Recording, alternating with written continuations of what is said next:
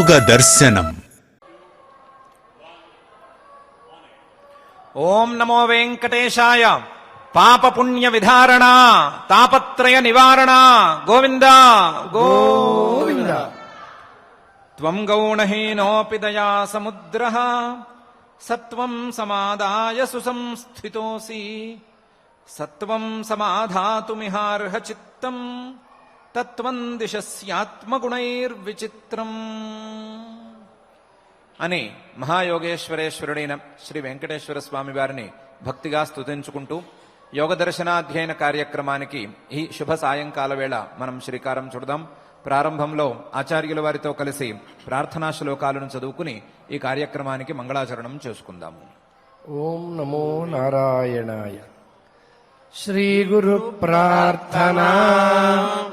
గురుర్బ్రహ్మా గురుర్విష్ణు గురుర్దేవో మహేశ్వరః. గురుః సాక్షాత్ పరం బ్రహ్మ. తస్మై శ్రీ గురవే నమః. శ్రీనివాస ప్రార్థనా. వెంకటేశ శ్రీనివాసః లక్ష్మీపతిర్నామయః. అమృతాంశో జగద్వంద్యః. గోవిందః శాశ్వతః ప్రభుః. పతంజలి ప్రార్థనా. యోగేన చిత్తస్య పదేన వాచా మలం శరీరస్య చ వైద్యకేన యోపాకరోత్తం ప్రవరం మునీనాం పతంజలిం ప్రాంజలిరానతోస్మి.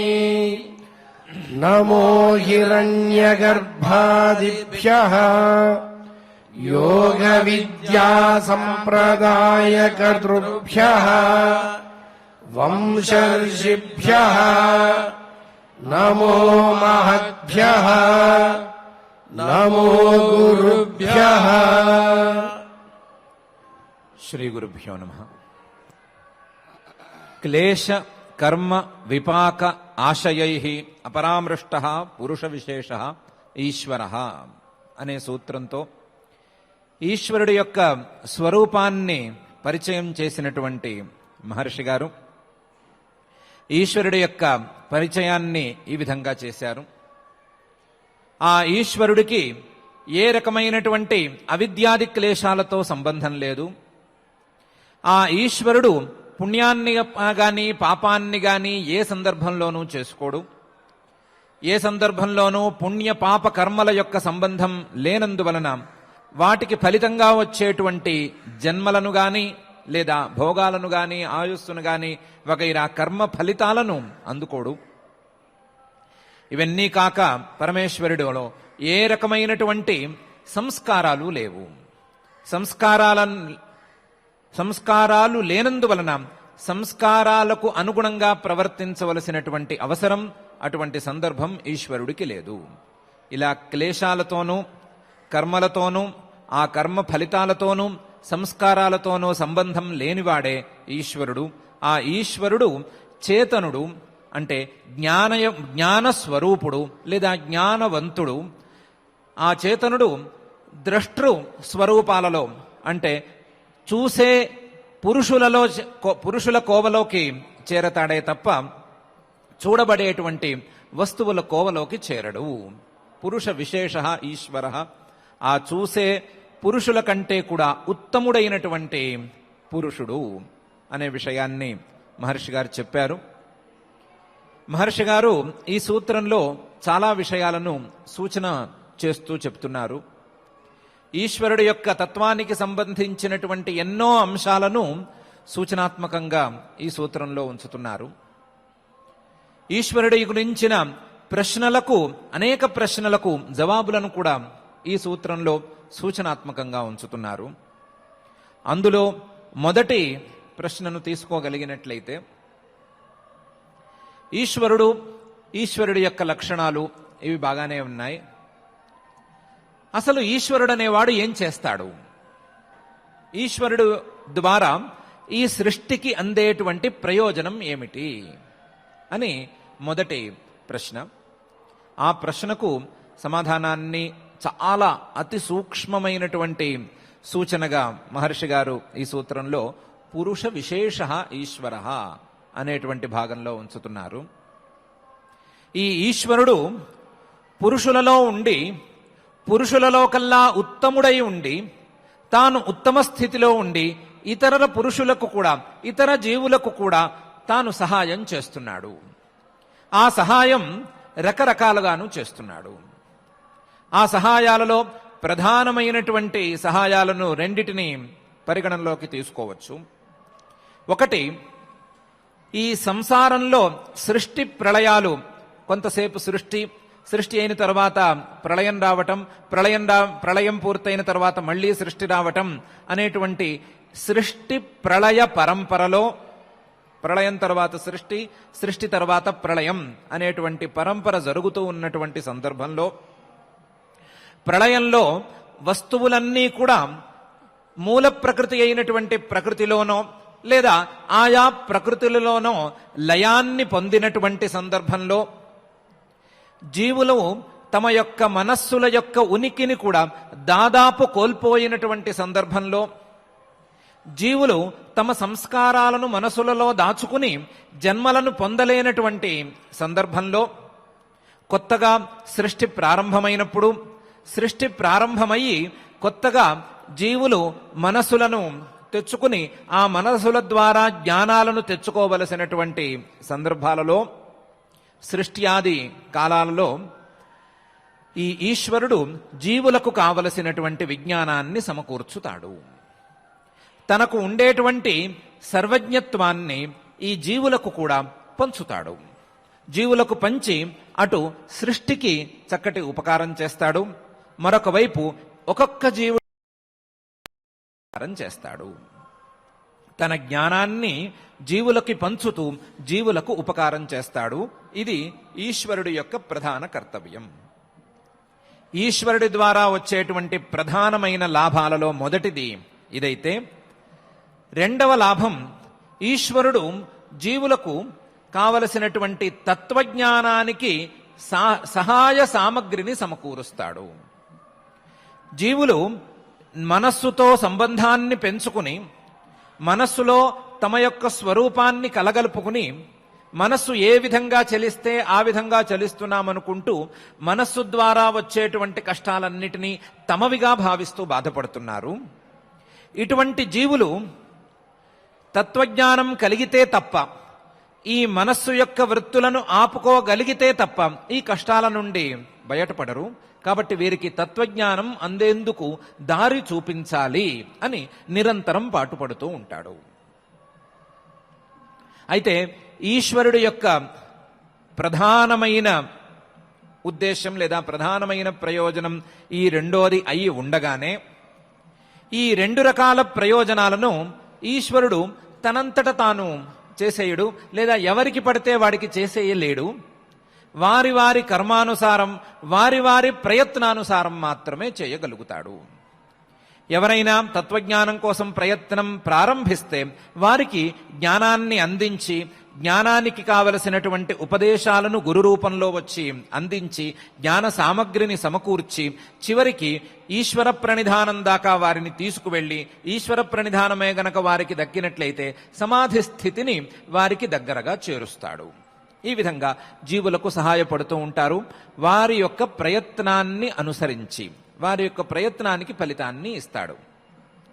అలాగే సృష్టి ఆదిలో అందరికీ ఒకేసారిగా జ్ఞానాన్ని ప్రసాదించకుండా, ఆ సృష్టి ఆదిలో అర్హులైనటువంటి వారు తమ యొక్క ప్రాగ్ జన్మలలో, ఇంతకు ముందు జన్మలలో మంచి కర్మలను చేసుకుని ఈ సృష్టి ప్రారంభంలో ఉత్తమమైనటువంటి జన్మను పొందుతున్నవారు, ఇలాంటి వారికి సహాయం చేస్తాడు. మిగతా వారికి వీరి ద్వారా సహాయం చేస్తాడు. మొత్తం మీద జీవులకు కావలసినటువంటి సాధారణ విజ్ఞానం, జీవులకు కావలసినటువంటి ధర్మం గురించినటువంటి అవగాహన, అలాగే జీవులకు కావలసినటువంటి తత్వజ్ఞానం, దాని తాలూకు సామగ్రి, వీటిని సమకూర్చటం అనేది ఈశ్వరుడి యొక్క ప్రయోజనం. ఈశ్వరుడు చేసే పని ఇది. అయితే పక్షపాత ధోరణి లేదు కాబట్టి వారి వారి ప్రయత్నాన్ని, వారి వారి కర్మలను అనుసరించి ఈ పనులన్నీ చేస్తూ ఉంటాడు అనేది ఈశ్వరుడి యొక్క ప్రయోజనంలో మరొక విశేషం. కాబట్టి ఈ పని చేయటానికి ఈశ్వరుడు తప్పనిసరిగా అవసరం.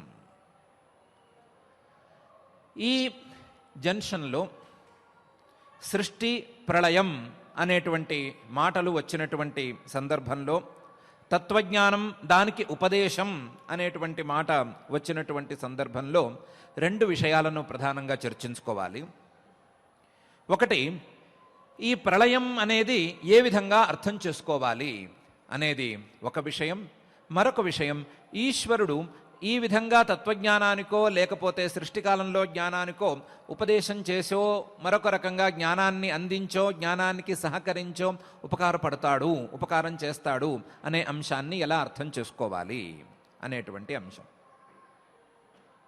అందులో మొదటిదాన్ని జాగ్రత్తగా చూసుకోగలిగితే, సృష్టి లేదా వస్తువులు స్థూలంగా కనిపించేటువంటి దశ అనే దాన్ని ఏ విధంగా అర్థం చేసుకోవాలి అంటే, త్రిగుణాత్మకమైనటువంటి మూల ప్రకృతి ఏదో తనలో ఉండేటువంటి ఒక గుణాన్ని పెంచి మిగతా 2 గుణాలను తగ్గించి ఉండేటువంటి స్థితిగా అర్థం చేసుకోవాలి.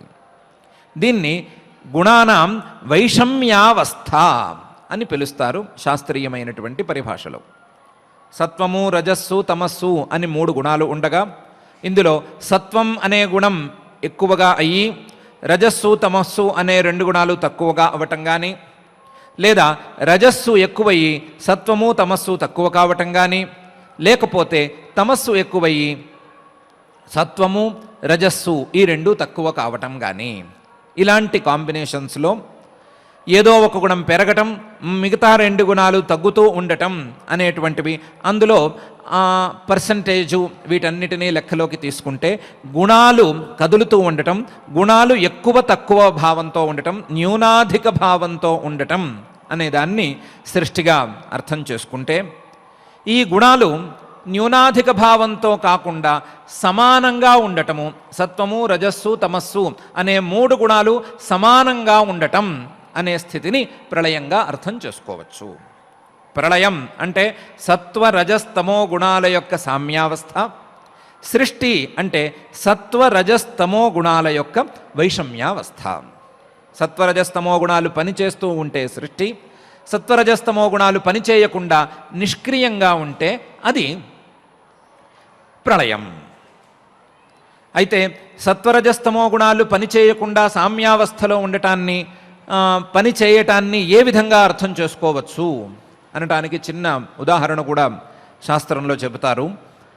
అది పాలు కాగుతూ ఉన్నప్పుడు ఒక పరిస్థితి, పాలు కాచి తోడు పెట్టిన తరువాత పెరుగుగా మారినటువంటి పరిస్థితి మరొకటి. పాలు కాచినప్పుడు ఒక చిన్నపాటి పరిణామం ఏదో జరుగుతున్నట్టుగా అనిపిస్తుంది, కానీ ఆ చిన్నపాటి పరిణామం ఆ పరిణామాన్ని పాలుగానే ఉంచుతుంది. పాలు కాచి దాన్ని తోడుపెట్టి కాసేపు అయిన తర్వాత, పెరుగు అయిన తర్వాత చూస్తే అందులో మళ్ళీ పరిణామం జరిగింది. ఆ పరిణామం దాన్ని పెరుగుగా మార్చింది. పెరుగుగా మార్చినటువంటి పరిణామం వేరు, ఈ పాలను పాల స్థితిలోనే ఉంచినటువంటి పరిణామం వేరు. ఈ 2 పరిణామాల మధ్య ఉండేటువంటి భేదం ఎంతో, అంతే సృష్టి ప్రళయాల మధ్య ఉండేటువంటి భేదం. ఈ 2 పరిణామాల మధ్య పాలు, పెరుగు అనేటువంటి తేడా ఉన్నట్లుగా, పాలలో ఒక మార్పు ఏర్పడినట్లుగా ఈ గుణత్రయం సత్వ రజస్తమో గుణాలు అనేటువంటి గుణాలలో మార్పు ఏర్పడితే అది సృష్టి, మార్పు కాకుండా సామ్యస్థితి గనక ఏర్పడితే అది ప్రళయం అని సృష్టి ప్రళయాలను అర్థం చేసుకోవచ్చు. ఈ సృష్టి ప్రళయాలు ఉండి తీరాలి. ఈ సృష్టి ప్రళయాల వలనే గుణాల యొక్క స్వభావం, చంచలమైనటువంటి గుణాల యొక్క స్వభావం నిలకడగా ఉంటుంది. లేకపోతే ఈ చంచలమైనటువంటి గుణాలు ఒకే రకంగా ఉండటానికి అలవాటు పడి లేవు కాబట్టి వాటి యొక్క స్వభావాన్ని ఉల్లంఘించినట్లవుతుంది అనేది కూడా మరొక శాస్త్రీయమైనటువంటి విషయం. కాబట్టి సృష్టి ప్రళయాలను అంగీకరించుకోవాలి. ఆ ప్రళయాలు రకరకాలుగా ఉంటాయి. అది నిత్య ప్రళయము, అలాగే నైమిత్తిక ప్రళయము, ప్రాకృత ప్రళయము, ఆత్యంతిక ప్రళయము అని రకరకాల ప్రళయాల గురించి పురాణాలలోనూ శాస్త్ర గ్రంథాలలోనూ ఉపదేశం చేస్తారు. ఆ సృష్టి ప్రళయాలు అనే వాటిని మాత్రం తప్పకుండా అంగీకరించాలి అని అందరూ చెప్తారు. ఈ ప్రళయాన్ని అంగీకరించగా ఈ సృష్టిలో ఉండేటువంటి గుణాల యొక్క వైషమ్యం, గుణాల యొక్క కదలిక ఆగిపోగా, గుణాల యొక్క కదలిక సామ్యస్థితికి చేరుకోగా, ఆ సామ్యస్థితికి చేరుకున్నటువంటి సందర్భంలో జీవుల తాలూకు మనసులన్నీ కూడా ఆ త్రిగుణాత్మకమైనటువంటి మూల ప్రకృతిలో లయమైపోతాయి. మనసులో ఉండేటువంటి ఒక్కొక్క మనసులో ఉండేటువంటి సంస్కారాలన్నీ కూడా ఆ త్రిగుణాత్మకమైనటువంటి మూల ప్రకృతిలోకే చేరిపోతాయి. ఇలాంటి సంస్కార శేషావస్థ అనేటువంటి దశలో జీవుల యొక్క విజ్ఞానాలు పనిచేయవు. జీవుల యొక్క విజ్ఞానాలు పనిచేయవు కాబట్టి ప్రళయకాలంలో సుదీర్ఘకాలం పాటు శాస్త్రీయమైనటువంటి నిబంధనల ప్రకారం సృష్టి ఎంతకాలం ఉంటుందో ప్రళయం అంతకాలం ఉండి తీరాలి అనేటువంటి నియమం ఒకటి ఉంది. పగలు ఎంతసేపు ఉంటుందో రాత్రి అంతసేపు ఉంటుంది అనే నియమంలాగా సృష్టి ఎంతసేపు ఉంటే ప్రళయం అంతసేపు ఉండి తీరాలి అనేటువంటి నియమం ఉంది. ఆ నియమం ప్రకారం అయితే ప్రళయకాలం ఈ సృష్టి ఉన్నంతకాలం అంతసేపు ఈ మనస్సులలో కానీ లేదా జీవుల యొక్క స్వరూపాలలో కానీ ఏ సంస్కారాలు ఏ విజ్ఞానాలు పనిచేయవు, అన్నీ నిద్రాణ స్థితికి చేరుకుని ఉంటాయి. ఇటువంటి ప్రళయకాలం జరిగి మళ్ళీ సృష్టి ప్రారంభం కాగా ఆ సృష్టి ప్రారంభంలో ఉండేటువంటి జీవులకు ఏ రకమైనటువంటి విజ్ఞానము అందేందుకు ఆస్కారం లేదు. వారిలో నిద్రాణంగా ఉండేటువంటి సంస్కారాలను మేల్కొల్పినేందుకు ఏ రకమైనటువంటి ప్రత్యేకించిన సాధనము లేదు. ఆ ప్రత్యేకించిన సాధనం లేనటువంటి సందర్భంలో ఈశ్వరుడు వేరువేరు మార్గాలలో వేరువేరు ఉపదేశాల ద్వారా కానీ లేదా అవతారాల ద్వారా కానీ ఈ జీవులలో ఉండేటువంటి సృష్ట్యాదిలో ఉండే జీవులలో ఉండే విజ్ఞానాలను మేల్కొల్పుతాడు. వారికి విజ్ఞానాలను అందిస్తాడు. అందించి సృష్టికి తోడ్పడతాడు అనే విషయం మనకు పురాణాల ద్వారాను కొన్ని ఉదాహరణల ద్వారాను తెలుస్తూ ఉంది. అందులో ప్రధానమైనటువంటి ఉదంతాన్ని దృష్టిలో తీసుకోగలిగితే వైవస్వతుడు అని ఒక ఆయన, వైవస్వత మనువు అని అంటారు ఈయన్ని. ఈయన సూర్యుడు యొక్క కుమారుడు. సూర్యుడు కుమారుడైన ఈ వైవస్వతుడు ఏదో చెరువులో స్నానం చేసి అర్ఘ్యప్రదానం చేద్దామని చేతిలో నీళ్లు తీసుకున్నాడు. తీసుకుంటే ఆ చేతిలోకి ఒక చిన్న చేప పిల్ల చేరింది. చేప పిల్ల నీళ్లలో ఈదులాడుతోంది. పాపం అర్ఘ్యప్రదానం చేసేద్దామనుకున్న వ్యక్తి కూడా ఆగిపోయాడు. ఆ పిల్లని చూస్తే సహజంగా మనకేదో ఆశ్చర్యమో లేకపోతే ముద్దో లేదా భూతదయో ఏదో ఒకటి కలగ తప్పదు కదా. ఆ భావంతో కాస్త ఆగాడు. ఆగితే ఆ చేప పిల్ల మాట్లాడింది. మాట్లాడి, నన్ను ఇక్కడి నుంచి తీసుకెళ్ళిపో, నేను చాలా చిన్నగా ఉన్నాను, అందువలన ఈ చెరువులో ఉండే మిగతా జలచరాలు, పెద్ద జలచరాలు నన్ను మింగేందుకు ఆస్కారం ఉంది, నన్ను మింగేస్తాయి అవి. దాన్ని మాత్స్యన్యాయం అని అంటారు. పెద్ద చేప చిన్న చేపని మింగటం అనే దాన్ని మాత్స్యన్యాయం అంటారు. ఆ మాత్స్యన్యాయంతో నన్ను మింగేస్తాయి, అందువలన నువ్వు నన్ను తీసుకుని ఏదో వేరే చోట రక్షణగా ఉంచు అని చెప్పింది. అర్ఘ్యప్రదానం చేస్తుంటే చేపపిల్ల రావటం ఏంటి అని ఆశ్చర్యపోతున్న వైవస్వతుడి గారికి ఈ చేపపిల్ల మాటలు ఇంకా ఆశ్చర్యాన్ని కలిగించినాయి. కాకపోతే మాట బాగుంది కదా అనే అభిప్రాయంతో ఏం చేశాడు, ఆ చేపపిల్లని తీసి తన కమండలంలో వేసేసుకున్నాడు. వేసుకుని ఇంటికి తీసుకెళ్ళాడు. తన కార్యక్రమాలన్నీ అయిన తర్వాత ఇంటికి తీసుకెళ్ళాడు. మొన్నాడు చూస్తాడు కదా, ఆ చిన్ని చేపపిల్ల కాస్త కమండలం మొత్తం నిండిపోయి కూర్చుంది. అంటుంది, ఇక్కడ ఇరుగ్గా ఉంది, నాకు కొంచెం పెద్ద ప్రదేశం ఒకదాన్ని చూసిపెట్టు అని. ఇంకా చేసేదేముంది, ఒప్పుకున్నాడు కదా పాపం. అందుకని ఈ కమండలం తీసుకెళ్ళి వాళ్ళ ఇంట్లో బావి ఉంటే ఆ బావిలో ఈ చేపనేశాడు. ఆ రోజు యథావిధిగా కార్యక్రమాలు నిర్వర్తించుకున్నాడు. క్యూరియాసిటీ ఉండనే ఉంటుంది. చిన్న చేప పిల్ల కాస్త కమండలం అంత అయితే ఇప్పుడు బావిలో వేసిన చేప ఎంత అవుతుంది అనే క్యూరియాసిటీ ఉండకుండా పోతుందా? మనకున్నంత క్యూరియాసిటీ ఆయనకు ఉండదా? వెళ్ళి బావిలో చూస్తాడు కదా, బావి కూడా నిండిపోయింది. బావంతా చేప అయిపోయింది. మళ్ళీ ఇదే మాట, నేను ఇక్కడ ఇరుగ్గా ఉంది, ఇబ్బంది పడుతున్నాను, నన్ను తీసి ఎక్కడైనా వేరే చోట పెట్టు అని. ఇలా ఒక్కొక్క రోజుకి ఒక్కొక్క చోటుకి చేరుస్తున్నాడు. మడుగులో పెట్టాడు, ఇంకా కొంచెం పెద్ద స్థాయి చెరువులో పెట్టాడు. ఎక్కడ పెట్టినా సరే ఒక రోజు గడిచేసరికి దాన్ని నింపేసుకున్నంత శరీరాన్ని కలిగి ఉంటుంది. కొంచెం ఆశ్చర్యపోయి నువ్వెవరివి అని అడిగాడు. అడిగితే అవన్నీ ఇప్పుడు వద్దు, సమయం వచ్చినప్పుడు నేనే చెప్తాను, నువ్వు తొందరగా చేయాల్సిన పనులు కొన్ని ఉన్నాయి, అవి వెంటనే చేసేయి అని చెప్పింది ఆ చేప. ఏం చెయ్యాలి అంటే, అర్జెంటుగా నువ్వు ఒక పెద్ద ఓడని తయారు చేయించాలి. ఆ ఓడకి కట్టి లాగేంత స్థాయిలో పెద్ద తాడు తయారు చేయాలి. ఆ తాడు చాలా గట్టిగా ఉండాలి, ఓడ కూడా చాలా గట్టిగా ఉండాలి. ఆ ఓడలో ఇప్పుడు నీకు అవైలబుల్గా ఉండేటువంటి విత్తనాలు, గింజలు ఇలాంటివన్నీ నింపేసుకోవాలి. వాటితో పాటు సప్తఋషులను కూడా అక్కడ ఓడలో కూర్చోబెట్టుకోవాలి. నువ్వు కూడా ఆ ఓడ ఎక్కాలి. ఆ ఓడ ఎక్కి ఫలానా రోజున సిద్ధంగా ఉండాలి. ఫలానా రోజున ఫలానా చోట సిద్ధంగా ఉండాలి. సిద్ధంగా ఉంటే గనక నేను నిన్ను తీసుకెళ్తాను. ఎందుకంటే ఇప్పుడు ప్రళయకాలం రాబోతోంది, అతి త్వరలో ప్రళయకాలం రాబోతోంది. నీ ఊహకు మించినటువంటి నీరు ఈ భూమిని పూర్తిగా కప్పేస్తుంది.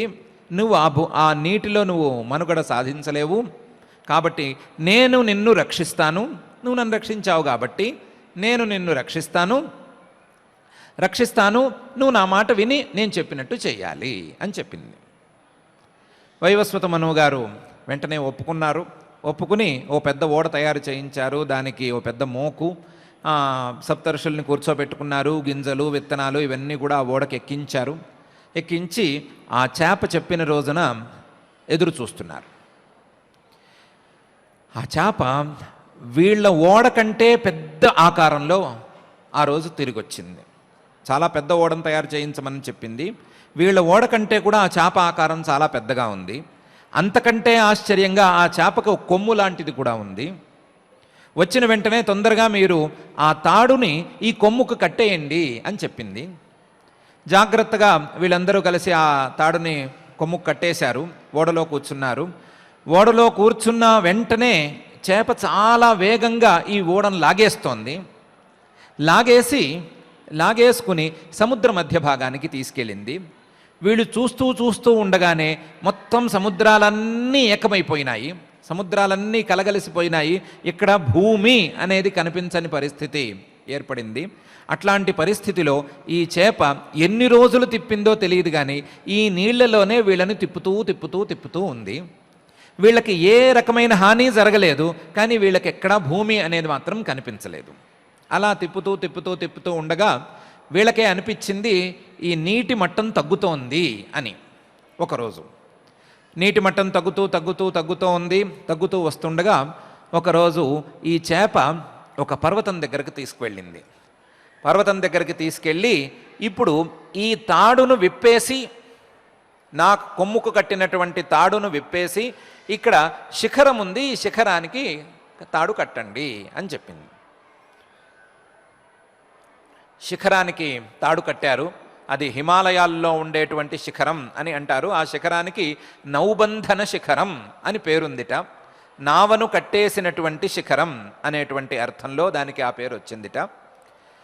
ఆ శిఖరానికి కట్టేసేయమన్నది. కట్టేశారు. కట్టేసిన తర్వాత మెల్లగా భూమి కనిపిస్తుంది. మీరు ఈ విత్తనాలన్నీ చల్లుకుని భూమిలో మళ్ళీ వ్యవసాయాలు అవి చేసుకుని తిండి గింజలను సంపాదించుకుని ఈ సప్తఋషుల ద్వారా జ్ఞానాన్ని అభివృద్ధి చేసుకుంటూ జాగ్రత్తగా ఉండండి అని చెప్పింది. వైవస్వత మనువు గారిని పిలిచి నువ్వు ఈ సృష్టిని జాగ్రత్తగా చూసుకో అని కూడా చెప్పింది. వైవస్వత మనువు గారు సరే అని, ఇంతకీ నువ్వెవరివి అని మళ్ళీ అడిగాడు. అప్పుడు చేపంది, నిజంగానే చెప్పవలసిన రోజు వచ్చింది, నేనెవరో చెప్తాను. నేను సాక్షాత్తు శ్రీమన్ మహావిష్ణువుని.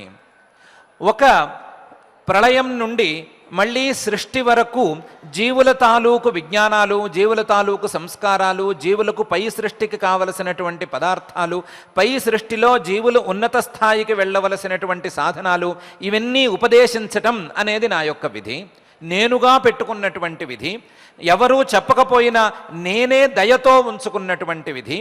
ఆ విధిని నిర్వహించటం కోసం ఈసారి ఈ చేప యొక్క రూపాన్ని నేను ధరించాను, ఈ మత్స్యావతారాన్ని ధరించాను. ఈ మత్స్యావతారంలో మీకు ఉపకారం చేస్తున్నాను. మీరు జాగ్రత్తగా నేను చేసినటువంటి ఈ ఉపదేశాల ద్వారా జీవితాన్ని సాగించుకుంటూ వైదికమైనటువంటి మార్గంలో ఉంటూ తత్వజ్ఞానానికి దగ్గర కావలసింది, ఇది నా యొక్క ఆకాంక్ష అని చెప్పి దాని మానాన అది అంతర్ధానమైపోయింది. మత్స్యావతారంలో ఉండేటువంటి ఒక కోణంగా మనం దీన్ని అర్థం చేసుకోవచ్చు. ప్రళయం నుండి సృష్టికి వచ్చినటువంటి మానవులకు కావలసినటువంటి భౌతికమైన సామగ్రులు, మానవులకు కావలసినటువంటి భౌతికమైనటువంటి విజ్ఞానం, మానవులకు కావలసినటువంటి ధర్మపరమైనటువంటి విజ్ఞానం, మానవులకు కావలసినటువంటి తత్వజ్ఞానానికి సామగ్రి, ఇవన్నీ కూడా అందించటం పరమాత్మ యొక్క విధులలో ఒకటి, పరమాత్మ యొక్క ప్రయోజనాలలో ఒకటి. ఎవరూ ప్రార్థించకపోయినా తనంతట తాను ఏర్పరచుకున్నటువంటి విధానంగా, పరమాత్మ ఏర్పరచుకున్నటువంటి విధిగా అర్థం చేసుకోవలసినటువంటి ప్రయోజనం అనే విషయం ఈ పురాణ గాథ ద్వారా మనకు తెలుస్తోంది. ఇందులో ఉండేటువంటి ఓడ, మోకు, చేప, ఆ చేప సముద్రంలో ఈదటం, జలం, ఇలాంటి మాటలు లేదా ఇలాంటి అంశాలన్నిటికీ, పౌరాణికమైనటువంటి భాషలో ఉండేటువంటి అంశాలన్నిటికీ ఉండే నిగూఢార్థాలను వేరే సందర్భాల్లో మనం తెలుసుకోవాలి.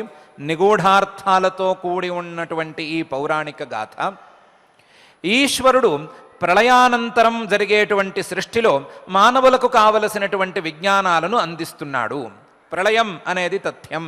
ఆ ప్రళయం తరువాత మానవులకు కావలసినటువంటి విజ్ఞానం ఈశ్వరుడి ద్వారా మాత్రమే అందుతోంది అనే విషయాన్ని స్పష్టం చేస్తోంది. ఆ స్పష్టం చేస్తోంది కాబట్టి దాన్ని ఆ విధంగా అర్థం చేసుకోవచ్చు. సృష్టి ప్రళయాలను ప్రకృతి యొక్క పరిణామాలుగా అర్థం చేసుకుంటూ ఆ సృష్టి ప్రళయాలలో ఉండేటువంటి విశేషాలన్నిటినీ దాచి ఉంచుకున్నటువంటి స్వరూపంగా, విజ్ఞానాన్ని ఉపదేశించే స్వరూపంగా ఈ ఈశ్వర స్వరూపాన్ని అర్థం చేసుకోవచ్చు అని మన రెండు జిజ్ఞాసలకు సమాధానం. అయితే జీవుడు, ఈశ్వరుడు అని ఇద్దరున్నారు కదా. జీవుడు ఏమైనా తెలుసుకోవాలి అని అనుకుంటే, ఒక వస్తువును తెలుసుకోవాలి అనుకుంటే ఇంద్రియాల ద్వారా తెలుసుకుంటాడు, లేదు మనస్సుతో ఆలోచించుకోగలుగుతాడు. ఇంద్రియాల ద్వారా తెలుసుకుంటాడు, మనస్సుతో ఆలోచించుకోగలుగుతాడు.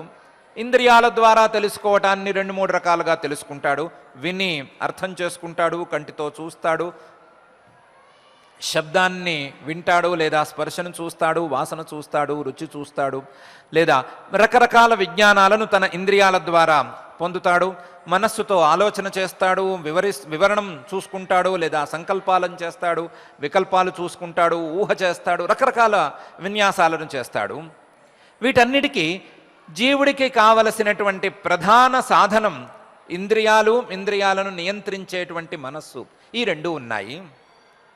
మరి ఈశ్వరుడే గనక విజ్ఞానాన్ని జీవుడికి అందించే మాట అయితే, అందించటానికి వీలుగా ఈశ్వరుడి దగ్గర విజ్ఞానం ఉండి తీరాలి. ఈశ్వరుడి దగ్గర విజ్ఞానం ఈ ఇంద్రియాల ద్వారా లభిస్తోందా? ఈశ్వరుడికి ఇంద్రియాల ద్వారా విజ్ఞానం వస్తోందా, లేదా మనస్సు ద్వారా విజ్ఞానం వస్తోందా? లేదా ఈశ్వరుడు ఉపదేశం చేయాలి అంటే ఆ క్రియకు కావలసినటువంటి సామగ్రి ఈశ్వరుడి దగ్గర ఉండాలి. జీవుడి దగ్గర ఈ క్రియకు కావలసినటువంటి సామగ్రి కర్మేంద్రియాలున్నాయి. ఆ కర్మేంద్రియాలను కలిగి ఉండేటువంటి శరీరం ఉంది, శరీరము ఉంది, కర్మేంద్రియాలు ఉన్నాయి. అలాగే మనస్సు ఉంది, జ్ఞానేంద్రియాలు ఉన్నాయి. ఈ రెండు ఉన్నాయి కాబట్టి ఈ జీవుడికి జ్ఞానం కలుగుతుంది. అలాగే జీవుడిలో ఏదో రకమైనటువంటి క్రియ కలిగేందుకు ఆస్కారం ఉంది. మరి ఈశ్వరుడికి ఏ శరీరం ఉంది, ఏ ఇంద్రియాలున్నాయి, ఏ మనస్సుంది, దేంతో పనిచేస్తాడు? దేంతో పనిచేస్తాడు? దేనితో ఈశ్వరుడికి విజ్ఞానం లభిస్తోంది, దేనితో ఈశ్వరుడికి క్రియాశక్తి లభిస్తోంది? ఈ జ్ఞానశక్తి కానీ క్రియాశక్తి కానీ ఈశ్వరుడికి ఎక్కడి నుంచి వచ్చినాయి, ఏ సాధనంతో ఏర్పడ్డాయి అనేది చాలా పెద్ద ప్రశ్న, వ్యాలిడ్ క్వశ్చన్ ఇది. దీనికి కూడా సమాధానాన్ని మహర్షి గారు సూచనప్రాయంగా ఈ సూత్రంలో పురుష విశేష ఈశ్వర అనే అంశంలో చెప్తున్నారు.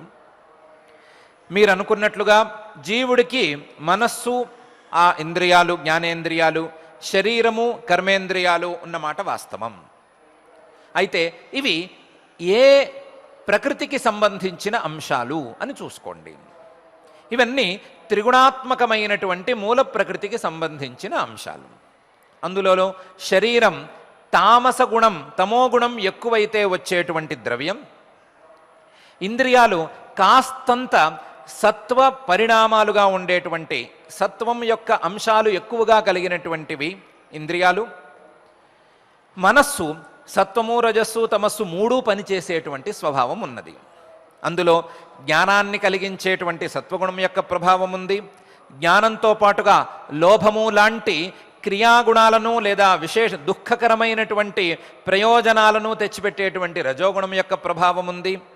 ఇతరులను వంచన చేయటం లేదా తెలిసి తెలియకుండా ఏదో మాట్లాడుతూ ఉండటం, తెలియని విషయాలను కూడా తెలిసినట్లు చెప్తూ ఉండటం లాంటి తమోగుణం యొక్క ప్రభావం కూడా మనసులో ఉంది. మనస్సుకు ఈ మూడు గుణాలు ఉన్నాయి. ఏది చూసుకున్నా ఒక గుణం ఎక్కువగా ఉన్నా, ఒక గుణం తక్కువగా ఉన్నా, ఇవన్నీ త్రిగుణాత్మకమైనటువంటి వస్తువులే అనే విషయంలో ఏమీ సందేహం లేదు.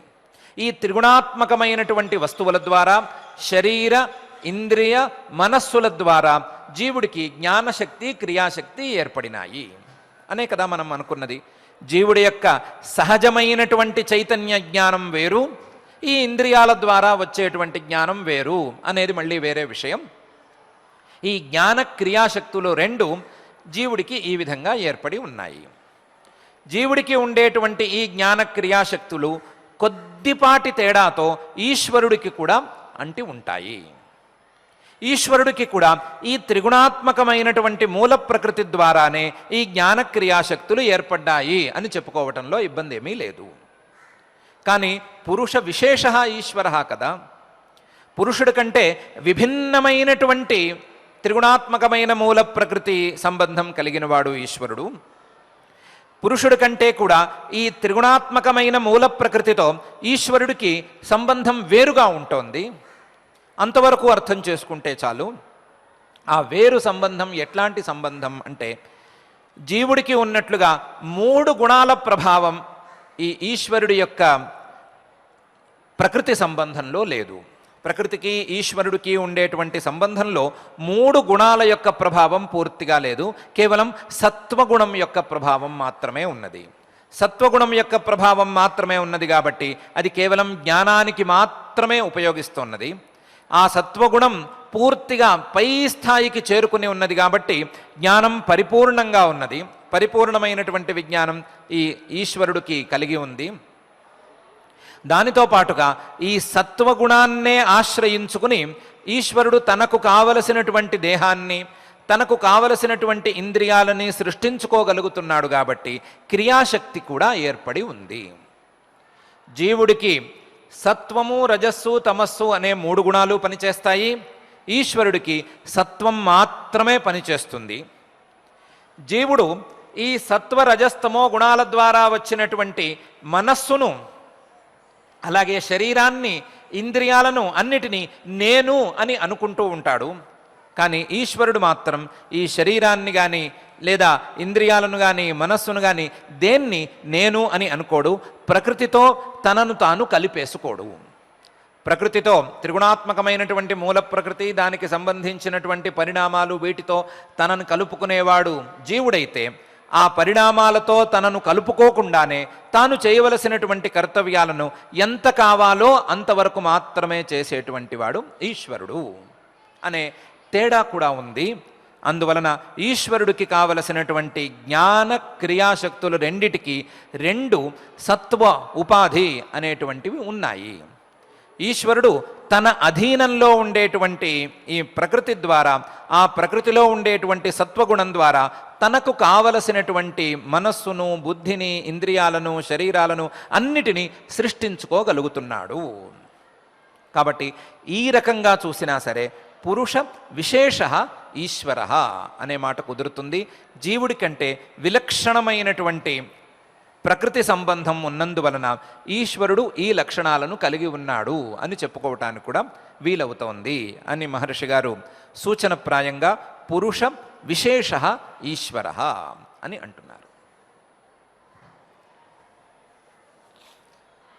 చిన్నపాటి ఉదాహరణలో చెప్పుకోవాలి అంటే జీవుడికి ఈశ్వరుడికి ఉండే తేడా అంటే జీవుడు తనకు ఉండేటువంటి తనకు సంబంధించిన త్రిగుణాత్మకమైన మూల ప్రకృతి తాలూకు సంబంధించిన వస్తువులన్నిటితోనూ తనను తాను కలిపేసుకున్నాడు.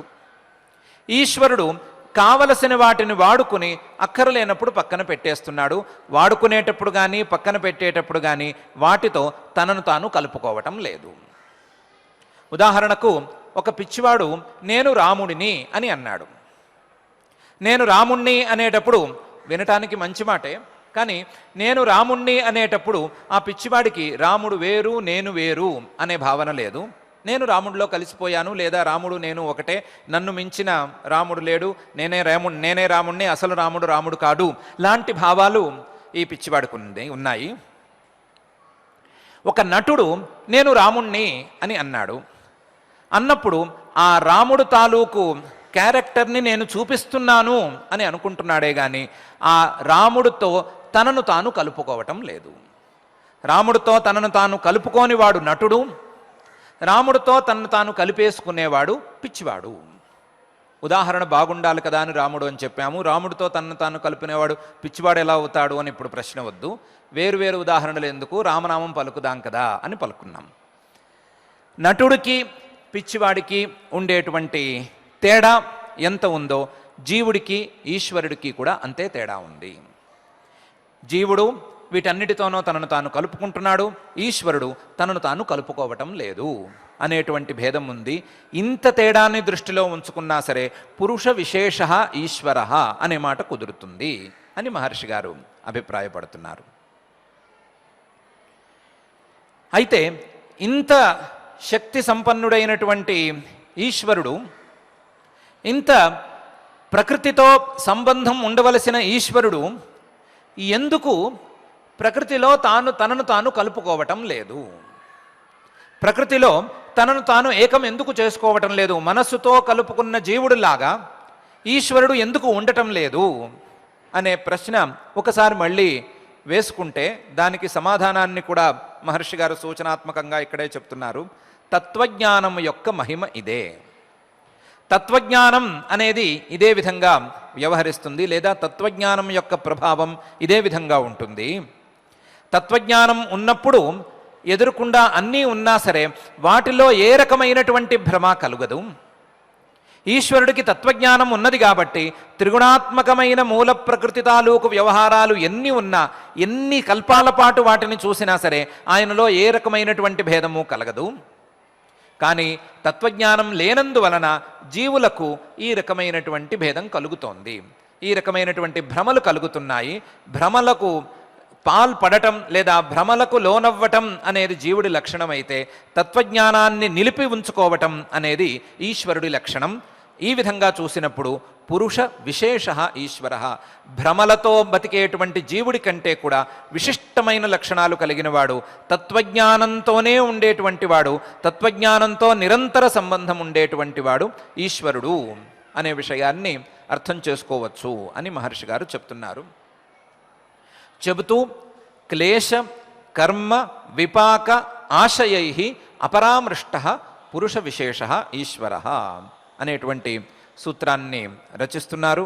ఇంకా ఎన్నో ఈశ్వరుడి యొక్క అంశాలను, ఈశ్వరుడికి సంబంధించినటువంటి ఎన్నో ప్రశ్నలకు సమాధానాలను ఈ పురుష విశేష ఈశ్వర అనేటువంటి రెండు పదాల ద్వారా మహర్షి గారు చూపిస్తూ ఉన్నారు. చూపిస్తూ ఈశ్వరుణ్ణి పరిచయం చేయటానికి మన ముందు ఈ సూత్రాన్ని ఉంచుతున్నారు. అయితే ఇలాంటి ఈశ్వరుడు ఉన్నాడు, ఈశ్వరుడు అనేవాడు ఒక ఆయన ఉన్నాడు. ఆయన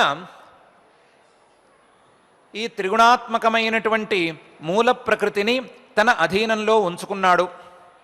తన అధీనంలో ఉంచుకుని దానితో కావలసినటువంటి ప్రయోజనాలను చేస్తున్నాడు. ఆ ప్రయోజనాలను కూడా తన ప్రయోజనాలను చూసుకోవటం లేదు, కేవలం జీవుల ప్రయోజనాలనే చూస్తున్నాడు.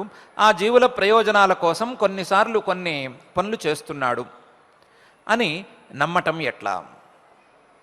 ఇంతవరకు ఉన్నది కేవలం సూత్రం మాత్రమే. సూత్రంలో ఉండేటువంటి అంశాలను అర్థం చేసుకోవటం వరకు మాత్రమే జరిగింది.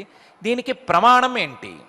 ఇలాంటి ఈశ్వరుడు ఉన్నాడు అనే విషయాన్ని ఏ విధంగా నమ్మాలి, ఏ విధంగా ఈ విషయాన్ని అర్థం చేసుకోవాలి అనేది మళ్ళీ ఒక $1 మిలియన్ క్వశ్చన్. దీనికి ఏ విధంగా సమాధానం చెప్పుకోవాలి అంటే శాస్త్రాదీశ్వర సిద్ధి అని సమాధానం చెప్పుకోవాలి. ఈశ్వరుడు ఉన్నాడు అని మనకు తెలియచెప్పేందుకు వేదాలు, ఉపదేశం చేస్తున్నటువంటి వేదాలు మనకు ఉన్నాయి. మానవులకు హితాన్ని ఉపదేశం చేసేటువంటి శాస్త్రాలు, మానవులకు హితాన్ని ఉపదేశం చేయటమే పనిగా పెట్టుకున్నటువంటి వేదాలు ఈ విషయంలో మనకు ప్రమాణంగా ఉన్నాయి. ఈశ్వరుడు ఉన్నాయి అని మనకు చెప్పే వాక్యాలు, వేదవాక్యాలు ఉన్నాయి. ఆ వేదవాక్యాల ద్వారా మనం ఈశ్వరుడు యొక్క అస్తిత్వాన్ని, ఈశ్వరుడు యొక్క ఉనికిని నమ్మవచ్చు అని సమాధానం చెప్పుకోవచ్చు. మరి ఈ వేదవాక్యాలు ఎవరు పలికారండి అని పైన ప్రశ్న వేస్తే ఈ వేదవాక్యాలను ఉపదేశం చేసింది ఇదే ఈశ్వరుడు అని కూడా సమాధానం చెప్పుకోవచ్చు. వేదవాక్యాల ద్వారా ఈశ్వరుడి యొక్క స్వరూపం తెలుస్తోంది. ఆ వేదవాక్యాలను ఈశ్వరుడే మనకు ఉపదేశం చేశాడు అని 2 సమాధానాలను 2 ప్రశ్నలకు చెప్పుకోవచ్చు. ఇలాంటి సమాధానాలు విన్నప్పుడల్లా కొన్ని ఇబ్బందులు కలగక తప్పవు. ఈశ్వరుడే చెప్పినటువంటి వాక్యాల ద్వారా ఈశ్వర స్వరూపాన్ని ఎలా నిర్ణయిస్తామండి? ఈశ్వరుడే వేదాలను చెప్పాడు, వేదాలను ఉపదేశం చేశాడు. వేదాలను ఉపదేశం చేసినటువంటి ఈశ్వరుడు తన యొక్క స్వరూపాన్ని కూడా అదే వేదవాక్యాలలో ఉపదేశం చేస్తే ఆ వేదవాక్యాలను విశ్వసించటం ఎట్లా? ఈశ్వరుడు తన గురించి కొంచెం గొప్పగా చెప్పుకోవాలి అనేటువంటి ఉద్దేశంతో తాను ఉపదేశం చేసినటువంటి వేదవాక్యాలలో కొంచెం ఎక్కువ చేసి చెప్పుకుని ఉండొచ్చు కదా, కొంచెం ఎక్కువ చేసుకునేందుకు అవకాశం ఉంది కదా అని మనలాంటి వారికి కలిగేటువంటి ఒక సందేహం లేదా జిజ్ఞాస లేదా ప్రశ్న. దానికి సమాధానం 2 రకాలుగా చెప్పుకోవాలి. ఈ సందేహం ఎందుకు కలిగింది? వేదవాక్యాలు ఉన్నాయి, వేదవాక్యాలు పలికింది ఈశ్వరుడే. ఆ ఈశ్వరుడు పలికిన వేదవాక్యాలలో ఈశ్వరుడు యొక్క స్వరూపం ఉన్నది అనే మాట వాస్తవమే. కానీ ఎక్కువ చేసి చెప్పుకుని ఉండొచ్చు కదా అనే సందేహం ఎందుకు కలిగింది? ఆ సందేహానికి మూలం ఏమిటి అనంటే మన యొక్క ప్రవర్తన. మనం సామాన్యంగా ఇలాంటి పనులు చేయటంలో ఆరితేరిపోయి ఉన్నాం కాబట్టి, మన గురించి మనం చెప్పుకునే సందర్భంలో కొంచెం ఎక్కువ చేసి చెప్పుకుంటాం కాబట్టి, మన గురించి మనం చెప్పుకునే సందర్భాల్లో కానీ, మనం పలికేటువంటి వాక్యాలలో కానీ మన మనస్సు యొక్క ప్రభావం పనిచేస్తూ ఉన్నది కాబట్టి, మన మనసులో ఉండేటువంటి రకరకాల అభిప్రాయాల తాలూకు ప్రభావాలు మన వాక్యాలలో ప్రతిబింబిస్తూ ఉంటాయి కాబట్టి, మన మనసులో ద్వేషం ఉంటే వాక్యంలో ద్వేషం కనిపిస్తోంది కాబట్టి, మన మనసులో కామం లేదా రాగం ఉంటే అది వాక్యంలో ప్రతిఫలిస్తోంది కాబట్టి, మనసులో వంచన చేయాలి, మోసం చేయాలి అనే భావన ఉంటే అది వాక్యాలలో ప్రతిబింబిస్తోంది కాబట్టి అసలు ఈ సందేహం అనేది పుట్టుకొచ్చింది. ఇది వాస్తవం కదా. మనం ఎలా ఉంటామో అలాగే ఎదుటివారు కూడా ఉంటారు. మనం ఒకవేళ పూర్తి స్థాయి మంచితనంతో లేకపోతే ఎదుటివారికి కూడా పూర్తి స్థాయి మంచితనం లేదు, లేదా పూర్తి స్థాయి మంచితనం ఈ లోకంలో ఎక్కడా లేదు అనేటువంటి ప్రాథమికమైన అభిప్రాయంతోనే ఈ ప్రశ్న వచ్చింది అని నమ్ముకోవచ్చు కదా. ఇదే కదా ఈ ప్రశ్నకు మూలం. మేము చెప్పేటువంటి ప్రతి వాక్యము, మేము పలికేటువంటి ప్రతి వాక్యము మా అభిప్రాయాన్ని ప్రతిబింబిస్తోందే కానీ వస్తువు యొక్క వాస్తవ స్థితిని పరిపూర్ణంగా ప్రతిబింబించటం లేదు. అలాగే ఈశ్వరుడు కూడా ఒకవేళ గనక ఈ వాక్యాలను ఉచ్చరించి ఉన్నట్లయితే ఆయన అభిప్రాయాలను వాక్యాలు ప్రతిబింబిస్తాయే గాని వాస్తవ స్థితిని తెలియజేయనివ్వలేవు అనే కదా ప్రశ్న యొక్క తాత్పర్యం. దానికి ఒకటే సమాధానం చెప్పుకోవాలి. ఇది ఇలాగే ఉంటే దానికి మూలమేమిటి అని పరిశీలించుకోవాలి. మనస్సు తాలూకు అభిప్రాయాలు వాక్యాలలో ప్రతిబింబించటం అనేది నిజం, సహజం కూడా. మనసులో ఉండేటువంటి సత్వ రజస్తమో గుణాల యొక్క ప్రభావం వాక్యాల ద్వారా బయటకి చేరటం అనేది కూడా సహజమైనటువంటి ప్రక్రియ. సత్వం గనక సరిగ్గా ప్రతిఫలిస్తే వాక్యం తేట తెల్లంగా ఉంటుంది, లేదా సరి అయిన రీతిలో సరి అయిన విధానంలో విషయాన్ని తెలియజేసేట్లుగా ఉంటుంది. రజోగుణ ప్రభావం గనక ఉన్నట్లయితే ఆ వాక్యం ఎదుటివారిని కాస్తంత గాయపరుస్తుంది, లేదా ఎదుటివారిని కొంచెం ఇబ్బంది పరుస్తుంది, లేదా ఎదుటివారికి వీరిలో ఉండేటువంటి కోరికలను ద్వేషాలను వీటన్నిటినీ తెలియజేస్తుంది. అదే తమోగుణం గనక ప్రభావం చూపించినట్లయితే ఎదుటివారిని మోసం చేసేందుకు పనికి వస్తుంది.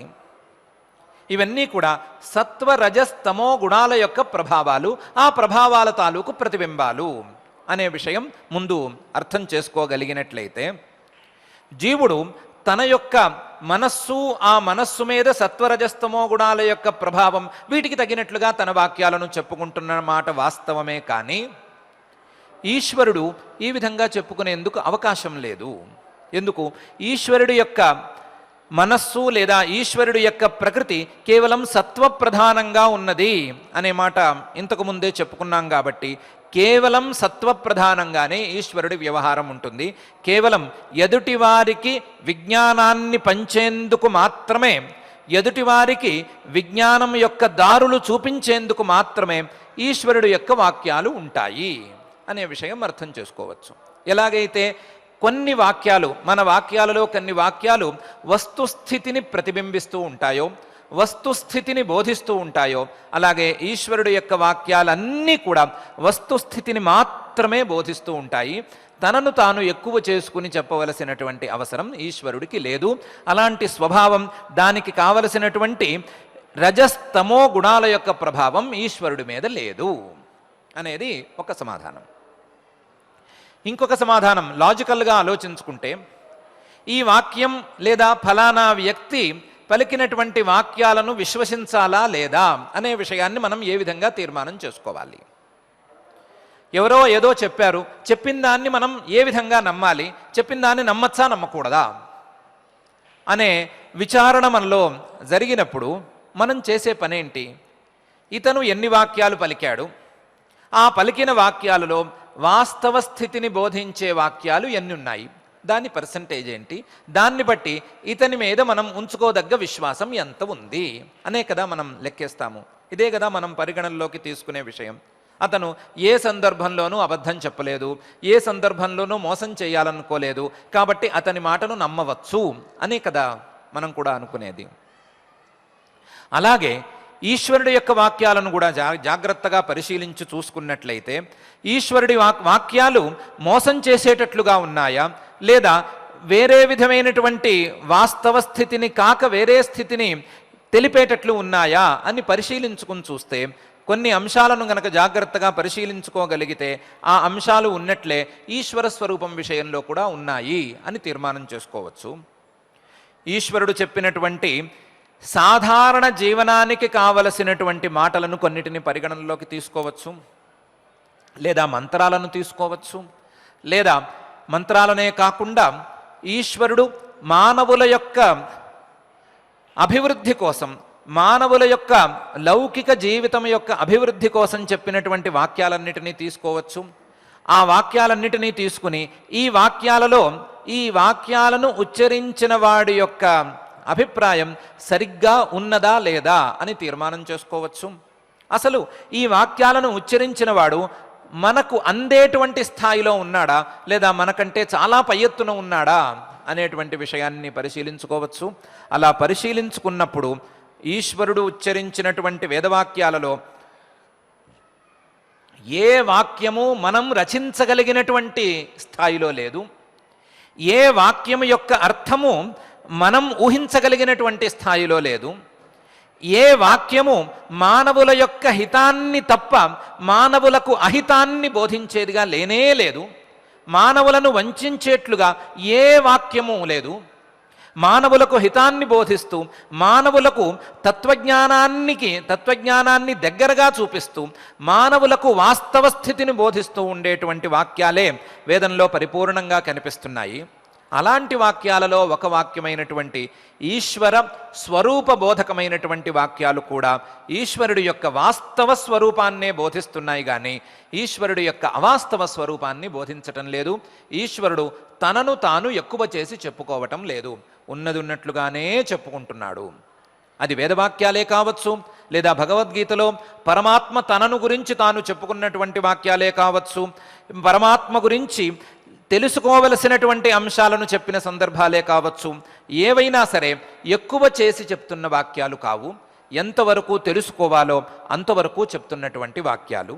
కాబట్టి శాస్త్రాత్ ఈశ్వర సిద్ధి, శాస్త్రవాక్యాలతో వేదవాక్యాలతో ఈశ్వర స్వరూపం ఉన్నది అనే విషయం ఖరాఖండిగా మనం తీర్మానం చేసుకోవచ్చు. తప్పకుండా విశ్వసించవచ్చు, నమ్మవచ్చు, నిర్ణయించుకోవచ్చు, మనసులో స్థిరంగా ఉంచుకోవచ్చు.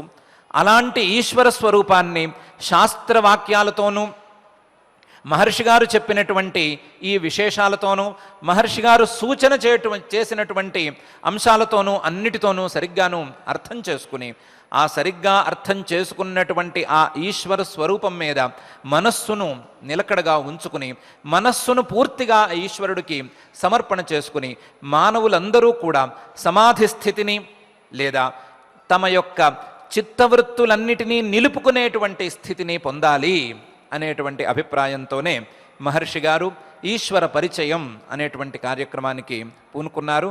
ఆ పరిచయాన్ని క్లేశ కర్మ విపాక ఆశయై అపరామృష్ట పురుష విశేష ఈశ్వర అనే సూత్రం ద్వారా ప్రాథమికంగా చేస్తున్నారు.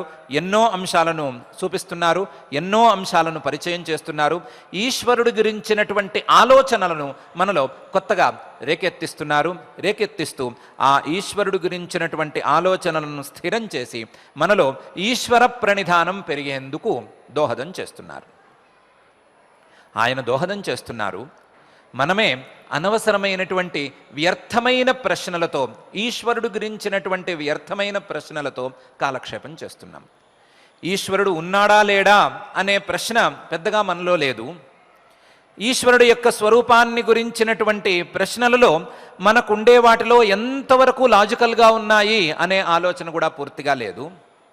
ఈశ్వరుడు లేదంటారు, లేడు అన్నవారి మాటలు వినటానికి ఎక్కువగా ఇష్టపడే స్వభావం కూడా కాస్తంత కనిపిస్తోంది. వారు లేడు అని చెప్పటానికి వారు ఉపయోగించేటువంటి యుక్తులను వినటానికి ఆసక్తి ఎక్కువగా కనిపిస్తోంది.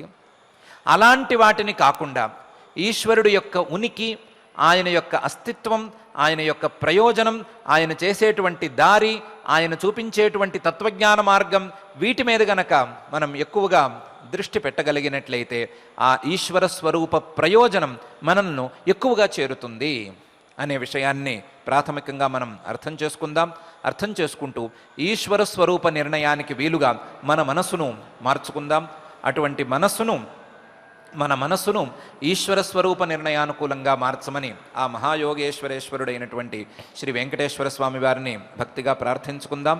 ఆ ప్రార్థనతో ఈరోజు పారాయణ కార్యక్రమాన్ని ప్రారంభించుకుందాం. ఓం నమో వెంకటేశాయ. అక్షయ తృతీయ నాడు అక్షయ స్వరూపమైనటువంటి పురుష విశేషతత్వం, ఈశ్వరతత్వం గురించి మనం ఇంతవరకు తెలుసుకున్నాం.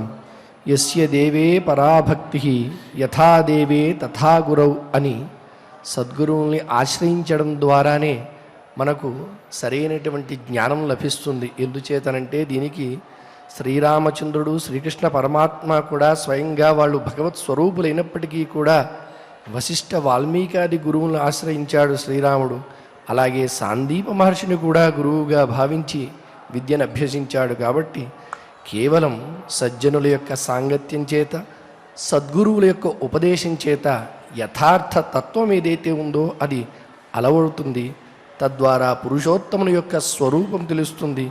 మనం కూడా సత్వరజస్తమో గుణాల్లో కేవలం సత్వగుణాన్ని అవలంబించుకునేటువంటి స్థితి గురువుల యొక్క ఉపదేశం ద్వారా చెప్పిన దాన్ని అనుసరించడం ద్వారా ఆయన చెప్పిన సమాధిస్థితి కూడా కలుగుతుంది అనడంలో ఏ విధమైనటువంటి సంశయం లేదు అనే భావనను దృఢపరుచుకుంటూ నేటి రోజున మనం పురుషోత్తమ యోగాన్ని అంటే పురుషోత్తమ యోగనామ అధ్యాయాన్ని చక్కగా పారాయణ చేసుకుందాం. శ్రీకృష్ణ ప్రార్థన దగ్గర నుంచి మంగళాంతం వరకు శ్రద్ధగా భక్తితో పారాయణ కార్యక్రమాన్ని సమష్టిగా నిర్వహించుకుందాం. శ్రీకృష్ణ ప్రార్థన. వసుదేవసుతం దేవం కంసచాణూరమర్దనం దేవకీ పరమానందం కృష్ణం వందే జగద్గురుం. శ్రీగీతా ప్రార్థనా. సర్వోపనిషదో గావః దోగ్ధా గోపాలనందనః పార్థో వత్సః సుధీర్భోక్తా దుగ్ధం గీతామృతం మహత్. అథ శ్రీమద్భగవద్గీతాసు ఉపనిషత్సు బ్రహ్మ విద్యాయాం యోగశాస్త్రే శ్రీకృష్ణార్జున సంవాదే పురుషోత్తమయోగో నామ పంచదశోऽధ్యాయః. శ్రీభగవానువాచ ఊర్ధ్వమూలమధః శాఖం అశ్వత్థం ప్రాహురవ్యయం ఛందాంసి యస్య పర్ణాని యస్తం వేద స వేదవిత్. అధశ్చోర్ధ్వం ప్రసృతాస్తస్య శాఖాః గుణ ప్రవృద్ధా విషయ ప్రవాళాః. అధశ్చ మూలాన్యనుసంతతాని కర్మానుబంధీని మనుష్యలోకే. న రూపమస్యేహ తథోపలభ్యతే నాంతో న చాదిర్న చ సంప్రతిష్ఠా. అశ్వత్థమేనం సువిరూఢమూలం అసంగశస్త్రేణ దృఢేన చిత్వా తతః పదం తత్పరిమార్గితవ్యం యస్మిన్ గతా న నివర్తంతి భూయః. తమేవ చాద్యం పురుషం ప్రపద్యే యతః ప్రవృత్తిః ప్రసృతా పురాణీ. నిర్మాణమోహాజితసంగదోషాః అధ్యాత్మనిత్యా వినివృత్తకామాః. ద్వంద్వైర్విముక్తాః సుఖదుఃఖసంజ్ఞైః గచ్చన్త్యమూఢాః పదమవ్యయం తత్. న తద్భాసయతే సూర్యః న శశాంకో న పావకః యద్గత్వా న నివర్తంతే తద్ధామ పరమం మమ. మమైవాంశో జీవలోకే జీవభూతః సనాతనః. మనఃషష్ఠానీంద్రియాణి ప్రకృతిస్థాని కర్షతి. శరీరం యదవాప్నోతి యచ్చాప్యుత్క్రామతీశ్వరః. గృహీత్వైతాని సంయాతి వాయుర్గంధాని వాశయాత్. శ్రోత్రం చక్షుస్పర్శనం చ రసనం ఘ్రాణమేవ చ. అధిష్ఠాయ మనశ్చాయం विषयानुपसेवते उत्क्रामन्तं स्थितं वापि भुञ्जानं वा गुणान्वितं विमूढानानुपश्यन्ति पश्यन्ति ज्ञानचक्षुषा यतन्तो योगिनश्चैनम् पश्यन्त्यात्मन्यवस्थितम् यतन्तोऽप्यकृतात्मानः नैनं पश्यन्त्यचेतसः यदादित्यगतं तेजः जगद्भासयतेऽखिलम् यच्चन्द्रमसि यच्चाग्नौ तत्तेजो विद्धि मामकम् गामाविश्य च भूतानि धारयाम्यहमोजसा पुष्णामि चौषधीः सर्वाः सोमो भूत्वा रसात्मकः अहं वैश्वानरो भूत्वा प्राणिनां देहमाश्रितः प्राणापानसमायुक्तः पचाम्यन्नं चतुर्विधम् सर्वस्य चाहं हृदि सन्निविष्टः मत्तः स्मृतिर्ज्ञानमपोहनं च वेदैश्च सर्वैरहमेव वेद्यः वेदान्तकृद्वेदविदेव चाहम् द्वाविमौ पुरुषौ लोके क्षरश्चाक्षर एव च क्षरः सर्वाणि भूतानि कूटस्थोऽक्षर उच्यते उत्तमः पुरुषस्त्वन्यः परमात्मेत्युदाहृतः यो लोकत्रयमाविश्य बिभर्त्यव्यय ईश्वरः यस्माक्षरमतीतोऽहम् अक्षरादपि चोत्तमः अतोऽस्मि लोके वेदे च प्रथितः पुरुषोत्तमः यो मामेवमसम्मूढः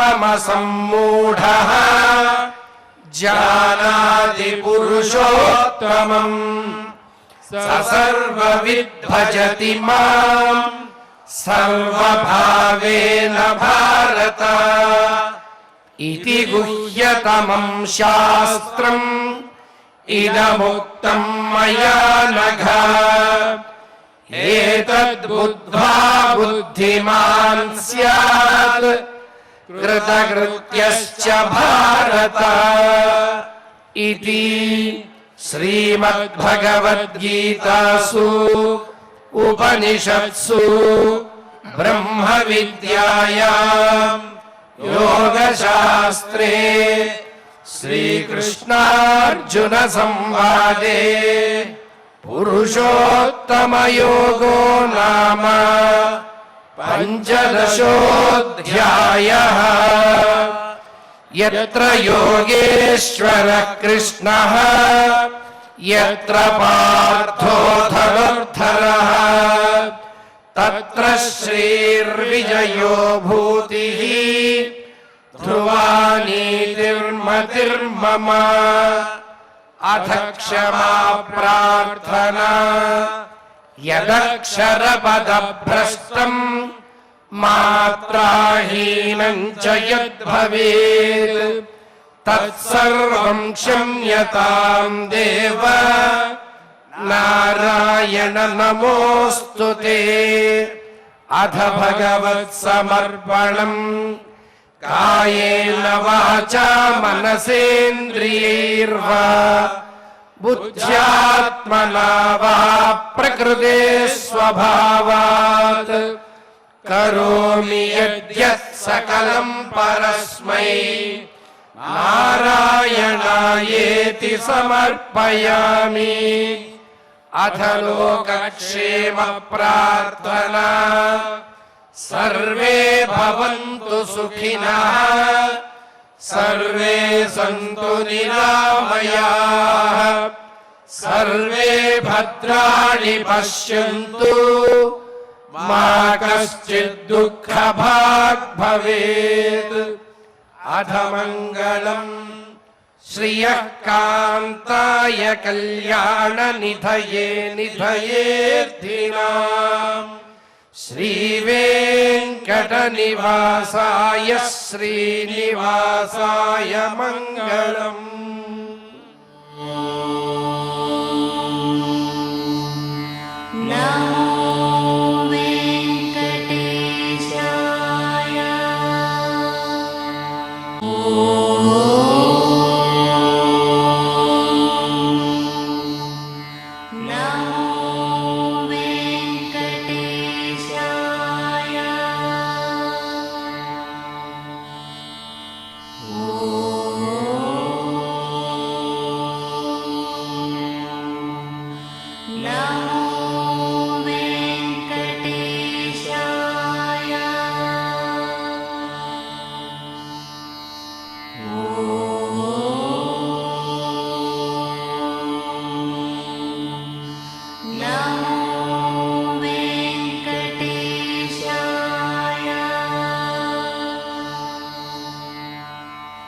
Oh